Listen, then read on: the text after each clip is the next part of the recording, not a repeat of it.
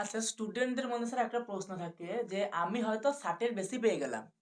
এরপরে স্যার আমাকে নাম্বার দেওয়াটা কমিয়ে দেবে।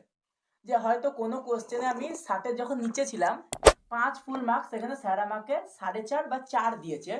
কিন্তু যে আমি ৬০ এর উপরে পেলাম, স্যার সেখানে আমাকে ৩ দিচ্ছে, ৩.৫ দিচ্ছে। আচ্ছা, এটা কি সত্যি হয়? আপনি তো বহু পরীক্ষার খাতা দেখেছেন।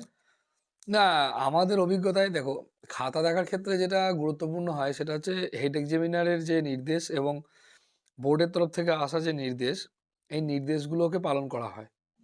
এখন এক্সামিনেরও নিজস্ব কিছু ভূমিকা থাকে সেখানে, একদমই থাকে না বলবো না। হ্যাঁ। তো সেক্ষেত্রে একটা, যারা একটু কম মার্কসের দিকে রয়েছেন, হুম, যারা যে শিক্ষার্থীরা, তাদেরকে এক্সামিনার অনেক সময় একটু ক্ষমাসুলভ দৃষ্টিতে দেখেন এবং কিছু কিছু প্রশ্নে দেখা যাচ্ছে তাদের ক্ষেত্রে একটা মার্কস দেওয়া হয় যেটা হয়তো সে ডিজার্ভ করলেও ঠিক অতটা করে না, বা কিছুটা সময় বলছি না ক্ষমাসুলভ দৃষ্টি, এবার ক্ষমাটা ব্যক্তির উপর নির্ভর করছে। হুম। কিন্তু এরকম কোনো লিখিত নির্দেশ নেই যে ৬০-এর ওপর পেলে তাকে কড়া করে খাতা দেখা হবে। আচ্ছা। আর এটা ঠিক যে যখন যারা ভালো নাম্বার পাচ্ছে, আমরা ধরে নিই যে দুটি ভালো ছেলের মধ্যে কে সর্বোত্তম, সব থেকে বেশি ভালো, হুম। এটাকেও নির্দেশ করা দায়িত্ব এক্সামিনারের।